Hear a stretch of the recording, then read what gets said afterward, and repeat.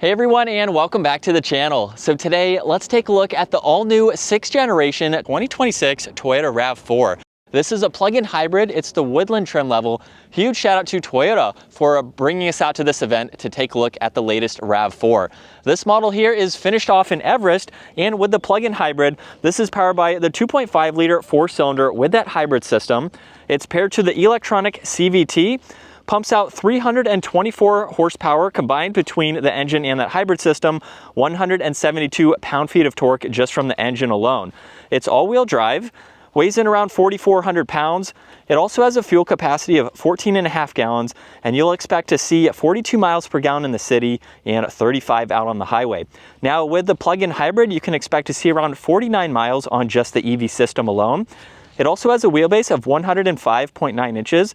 Its overall length is 181. It has a width of 73, a height of 66.5. When you add the roof rack to that, it will increase that slightly, of course. And then its ground clearance is increased to 8.5 inches. Now, as we work our way to the exterior styling, this has a really nice front end design. You'll notice the hammerhead split design with the lower section and the upper portion of the grille there. Now, this model is also equipped with LEDs for the lighting. You'll notice a really nice wraparound design with the bodywork right in the middle.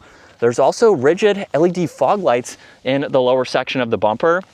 There's also all of the parking sensors, a forward-facing camera for that added visibility, especially when you take this off the pavement, and then some really nice bulges coming down at both sides of the hood there, and then a really nice trim accent for that lower section. Almost has a 4Runner front end design to it with the shape of the grille for this particular trim level, but I think it gives it a great design.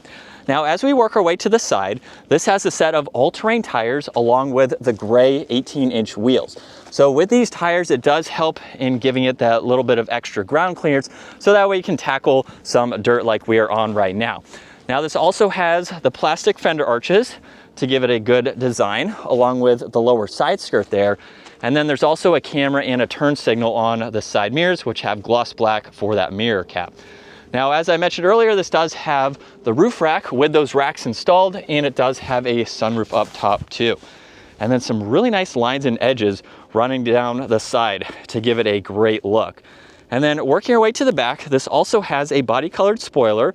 You'll notice there's the third brake light. There's also the wiper blade in the lower section there. LEDs for all of the lighting too. And then you'll notice the backup camera, all of the parking sensors, and this comes with a factory hitch. With all-wheel drive, this can tow around 3,500 pounds. For this smaller vehicle, that's pretty impressive. You could hook up some smaller trailers, maybe load some kayaks, mountain bikes, whatever adventures you may be going on, you can at least tow a trailer for those extra goodies. Now, you can use the button on the key fob or the electronic release underneath, where you also notice the Woodland badge, and it's also on the roof rack too, which is nice. There is a good bit of storage in the back. This also has the Woodland all-weather floor mats. You'll notice they're actually on the back of the seat too. So when you fold them down, you can put in any items that you may have. Now, even though this is a plug-in hybrid, you still have storage in the back. So you get a full-size spare, and you can place items on both sides if you need to. There's also this removable cover, and then you have some cargo lights along with an outlet and a little bit of extra storage. And then up top, you can close the vehicle, or you can use the one on the right to lock the vehicle as well. Now, as we work our way to the interior, you'll notice there's gloss black for the door handles, and then a really unique design for the interior with this gray soft touch material. There's also a speaker. You have a cup holder down below, and then a nice design for these seats, where if I fold this one down, you'll notice we have that backing there just to protect the carpet and the material there, and it makes it much easier to clean, along with having the all-weather floor mats down below, so you can easily remove them, wash them, and put them back in. Now, in the back, you'll notice there's storage pockets, there's auxiliaries and vents in the middle, and at 5'10", I have like 3 inches of headroom. It is very comfortable to be in this seat here, so I could go on long road trips, go on adventures, and have a good bit of space. Now, you also get the armrest with cup holders in the middle, and then there's the cargo windows in the back there, which will help aid in seeing around this pillar here, where you'll also notice there's this trim accent leading all the way to the spoiler, which is a cool touch. Now, up front, you'll notice there's more of those soft touch materials along with the window controls, side mirror adjustments, and then more storage down below. Now this also has power operating front seats with some more of these orange accents and piping along with the insert design there. And then it's a pretty low SUV, but actually let's take a look at this here where you do get a little bit of extra hidden storage there in the driver door panel. And then as we start this up, this has a leather trim steering wheel with a neat design to it. You'll notice more of the orangish red trim accent in the lower section. And then for all of the controls, we do have a squared off design for them where there's the cruise control settings, distance pacing, along with steering assist on the right. And then on the left side, there's volume along with tuning, voice commands, and then the arrows to go through the full digital gauge cluster. Now, if I start going left or right, you'll notice right in the middle, you can actually pull up a completely different view for the information that you would like to see. So we have a few different angles that we can go through here, depending on how you want to view the left and the right side. And then if I start using the arrows, you can go through information on this far left side. So you can easily view all of this depending on what you'd like to see. And then the right side is going to be fixed. So you do have just the information to scroll through on this left side, and you can view it no matter what screen you are set on, which is very nice. Now to the left, there's a dimmer switch along with the power lift gate. You have the fuel cap and hood release. And then there's one air vent up top. And as we work our way to the infotainment system, this is the smaller screen, but it's fully touch screen and you have quite a lot that you can go through. So on the home screen, you'll notice we have a split view where you can customize all of these widgets as well. So depending on what you would like to see and have the most, you can quickly go through that. You can pull up the nav in full screen, get into your music along with your phone when that is paired. You can also look at the charging schedule and set all of this information. And then you have quite a lot of settings here to go through and configure as needed. You can get into your driving assistance, even your drive performance, look at your different driving modes here and set all of that up as needed and get into all of your vehicle settings.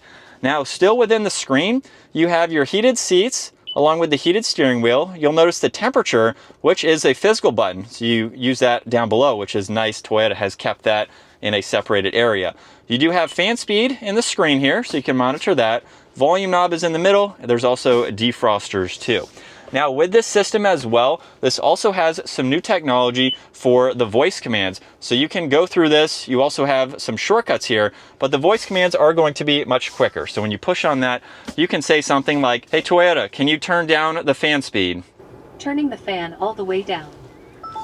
So it works very well and you can quickly do that so you don't have to use the screen as needed, which is nice. Now there's vents underneath that. You also have a wireless charging pad with a ton of space down below.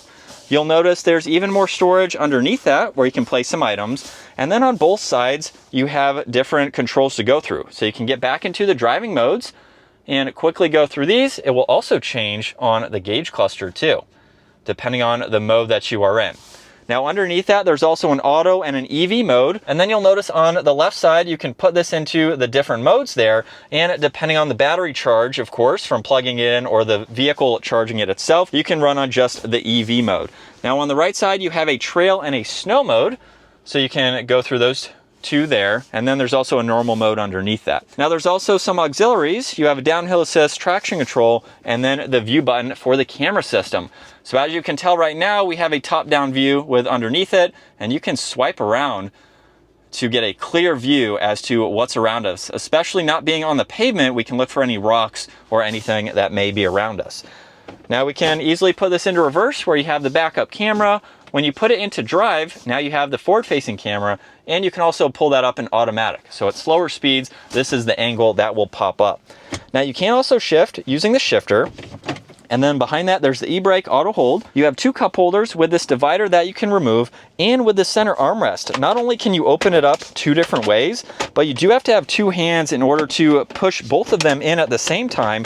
And from there, you can actually completely remove this. And not only does that give you a lot of space where you have some auxiliaries, but you can then lock this back into place with the hard top. So you can place some items here as needed. And then when you're ready, just unclip both of those, flip it around. Now you have the soft touch materials for a built-in armrest. So really nice to see that functionality. You get some storage up top, a locking glove box with plenty of space. And then there's your standard rear view mirror. You have dome lights, a sunglass holder, and this model has the sunroof. So you can easily open that up. And then here's a look at visibility where you have a lot of glass for this SUV. So now that we're behind the wheel for the latest RAV4, we have it in trail mode, and we are going to take it through some of these obstacles off the pavement first before we get it on road. So we'll get some shots of this from the outside. These are some pretty big bumps. Seems to be doing pretty good.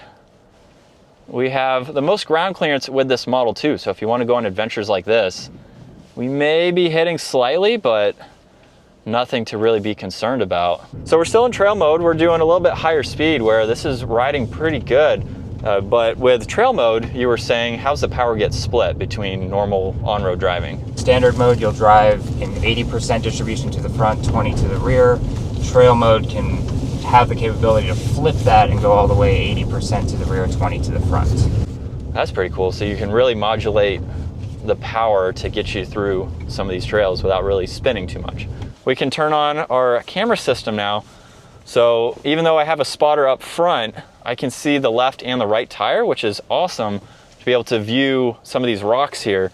And of course, our pitch and roll, and then the forward-facing camera as well. And we got some pretty good terrain here. It looks like we're at, what would you say? We're at, I don't know, 15 degrees? Yeah.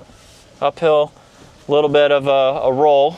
But if you want to do some fun adventures, we don't have any wheels spinning. I'm just, oh, as soon as I say it, we got some rocks there, but pretty good uphill climb for sure. So now that we come off the off-road and onto the pavement, we can experience now what this RAV4 is like for most daily drivers who are going to be keeping this on the pavement. But it is nice to see that with Toyota's logo, let's go places, even the smaller size SUVs like this can tackle some of those terrain obstacles, so that way you can go on some fun adventures. But with the latest RAV4 now, I've always been a fan of this SUV. If you're new to the channel, I own a hybrid Tacoma. I've been in the Toyota world for a while. My family has had some Toyota, so we like the vehicles and what they have to offer. And this is a really nice, smaller size SUV that can basically do it all if you're not looking for a larger vehicle. So if you want something that will be a little bit better in city situations, parking lots, things like that, you still have a good bit of space, however, with this model. And the fact that now we have this as a plug-in hybrid, you can run strictly on the EV. As I mentioned earlier, as long as you have enough charge within the system, you can put it in EV, run that. If you're just going to the store or back, then you can put it back into the full hybrid system if you would like. Now, I own a plug-in hybrid BMW X5, so it's going to be somewhat of a similar experience. I think it's really nice technology. I personally don't use strictly EV all that much, but I have found it to be beneficial in stop and go traffic. If you're stuck out on the highway or something like that, you can just put it in EV and just kind of coast through traffic. So there's some benefits to using it, and I like with the combined system, you do get a good bit of power. So speaking of power, let's put it into sport mode, and we can use the shifter down below. You may not be using that all that often, but we'll slow down here, and from second gear, here we go. Oh, okay. That has got some get up and go. That's impressive for this RAV4, very quick. Now the shifter, not the most responsive. You might be able to use it off-road or towing, you know, to help hold a gear. So with it still in sport mode, here we go again. You can just feel this get up to speed. That's very impressive. A good bit of power for sure. But this is what it's like to be behind the wheel for the latest Toyota RAV4. We have a nice design for this latest screen. It is worth noting that some other plug-in hybrid trim levels will offer a larger screen, like the GR series, which is actually following us right now. So if you want to take a look at that full review, you can check out that video as well. We have a lot of different trim levels for this latest model, so just depending on the type of driving that you are doing, we have the Woodlands for off-roading, we have the GR behind us if you want a little bit more of a sporty feel, and then there's also the Limited, the XSEs, and a few other trim levels too. So you have a broad range of options and specs to go with, depending on what is going to suit you best. And it's a really nice layout, really good interior. I like all of the updates. Sizing seems to be pretty good. For its smaller size, you have a lot of interior space. And for the driving that I have done on the road today, it feels like a nice commuter. Not a lot of road noise or wind noise. This would be an excellent daily driver and commuter From what I've seen, I think a full range of gas on this is going to be right around 500 miles combined with the hybrid system. You might see 600, it might be pushing that, just depending on your driving style and how often you charge the vehicle as well. If you want to get those added benefits, you do need to plug this in every day. Now, with my experience again with my X5, I just plug it into a normal 3-prong outlet. You don't need a fancy level 2, any kind of charger like that. It takes about 8-9 hours for the battery in my X5 to charge with the 3-prong outlet. So I believe this is a little bit smaller. It could charge quicker than that, but charge it overnight, you're good to go the next day, and you will get those full benefits with the plug-in hybrid system. So of course it will charge as we've been driving, but if you really want those benefits, do the charging on a regular basis. But that is going to wrap it up for the GR as we see one. That'll wrap it up for the latest Toyota RAV4. Be sure to take a look at the rest of the RAV4 lineup as we are filming quite a lot today. So you can see all the specs and options that you can get with this 6th gen Toyota. Huge shout out again to Toyota for providing this for us today. If you enjoyed today's video, give it a huge thumbs up and consider smashing that subscribe button so you can stay up to date with our daily uploads, and I will see you all in the next video.